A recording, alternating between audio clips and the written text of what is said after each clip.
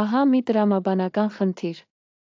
Կան 100 բանտարկյալ և բոլորը պահվում են առանձին։ Ամեն օր պատահականորեն ընտրվում է մեկ բանտարկյալ և բերվում կենտրոնական սենյակ։ Սենյակում կա միայն մեկ լույսի անջատիչ, որն սկզբում անջատված է։ Բանտարկյալը կարող է ստուգել անջատիչը և կամ փոխել դրա վիճակը, կամ թողնել նույնը։